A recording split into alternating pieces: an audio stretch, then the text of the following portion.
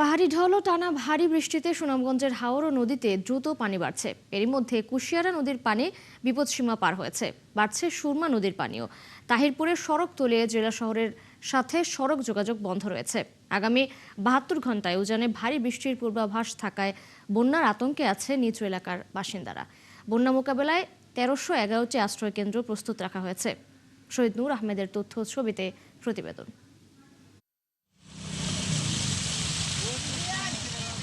বৃহস্পতিবার চলতি মৌসুমে রেকর্ড পরিমাণ ২৬৫ মিলিমিটার বৃষ্টি হয়েছে সুনামগঞ্জে।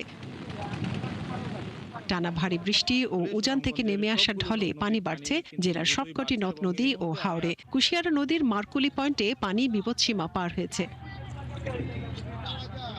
আগামী ৭২ ঘন্টায় উজানে ভারী বৃষ্টির পূর্বাভাস থাকায় জেলার সুরমা, বৌলাই সহ অন্যান্য নদীর পানি বিপদসীমা পার হতে পারে বলে পূর্বাভাস দিয়েছে পানি উন্নয়ন বোর্ড। এতে স্বল্পমেয়াদী বন্যার আশঙ্কা তৈরি হয়েছে। আগামী ২৪ থেকে ৭২ ঘন্টার মধ্যে সুনামগঞ্জ জেলার নদী তীরবর্তী নিম্নাঞ্চল সমূহ স্বল্পমেয়াদী বন্যায় আক্রান্ত হতে পারবে মর্মে আশঙ্কা করা যাচ্ছে। এদিকে ঢলে তলিয়ে গেছে তাহিরপুর উপজেলার আনোয়ারপুর সড়ক। এতে জেলা শহরের সাথে সড়ক যোগাযোগ বন্ধ হওয়ায় বিপাকে মানুষ। নাও ঠিকমতো পাওয়া যায় না, নাও জাল কিংবা কোনো সামর্থ্য নাই, গাড়ি চালাই তো খাই। পাহাড়ি ডোলে যখন পানি আসে তখন বাড়ি ঘরে পানি হয়ে পরে রাস্তা তলা হয়। আরো পানি প্রচুর বেড়ে গেছে, এখন যে মোটরসাইকেল নিয়ে দাঁড়ায় আছে। এই রাস্তার মাঝে পানি ঢুকুনে বন্যা আশ্রয় বন্যা আমরা ওই নৌকা লইয়া নৌকায় যে মানুষ যায়, এই রাস্তার কারণে পানি অসুবিধার কারণে আমরা যাইতে পারি না। বন্যার আশঙ্কার কথা জানিয়ে জেলা প্রশাসক বলছেন, পরিস্থিতি মোকাবেলায় ১৩১১টি আশ্রয় কেন্দ্র প্রস্তুত রয়েছে। পাশাপাশি যেটা আমরা বলেছি যেন সাধারণ জনগণকে সচেতন করার জন্য যেন সেখানে মাইকিং করা হয় এবং মসজিদ মন্দিরে যেন সেটা প্রচারণা চালানো হয়। তো আমার মনে হয়, আমি দৃঢ় বিশ্বাস করি এবং অতীতের মতো এখন এবারও জেলা প্রশাসন এবং উপজেলা প্রশাসন সবাই প্রস্তুত আছে দুর্যোগ নিয়ে। টানা বৃষ্টিতে সুনামগঞ্জের নদী তীরবর্তী নিচু এলাকা ও গ্রামীণ সড়ক তলিয়ে গেছে। এতে বাড়ছে ভোগান্তি। মনিরা কাজুরি, ৭১।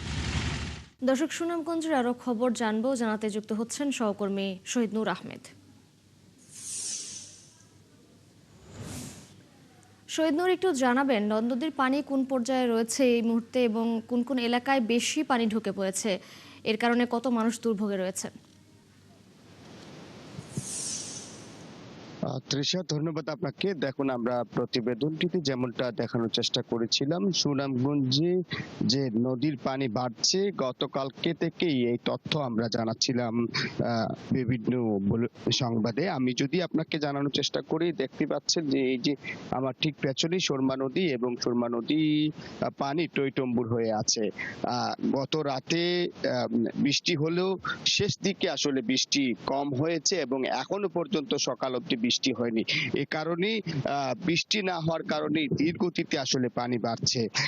তবে পানি উন্নয়ন বোর্ড থেকে যেমনটা জানানো হয়েছে যে আগামী ৪৮ ঘন্টা উজানে বৃষ্টিপাত হবে। এর ফলে সুরমা নদী সহ কুশিয়ারা সকল নদ নদীর সমতল বৃদ্ধি পেয়ে বিপদসীমা অতিক্রম করতে পারে, এমনটাই আশঙ্কা করা হচ্ছে। ইতিমধ্যেই কিন্তু কুশিয়ারার যে মারকুলি পয়েন্ট আছে সেটি বিপদসীমার উপর দিয়েই যাচ্ছে। তবে সুরমা নদীর পানি এখনো বিপদসীমা ছাড়ায়নি। আমি জেলা প্রশাসক মিনহাজুর রহমানের সাথে কথা বলেছিলাম। তিনি যেমনটা জানিয়েছেন, তারা এই বন্যা মোকাবেলায় সকল ধরনের প্রস্তুতি সম্পূর্ণ করেছেন। বিশেষ করে যে ধরনের উদ্ধার তৎপরতা, ত্রাণ কার্যক্রম সবগুলোই তারা প্রস্তুত রেখেছেন। প্রায় ১৩০০টি আশ্রয় কেন্দ্র তারা প্রস্তুত রেখেছেন। এছাড়া যদি বলি, জিয়ার চাল, শুকনো খাবার প্রস্তুত থাকার কথা বলা হয়েছে।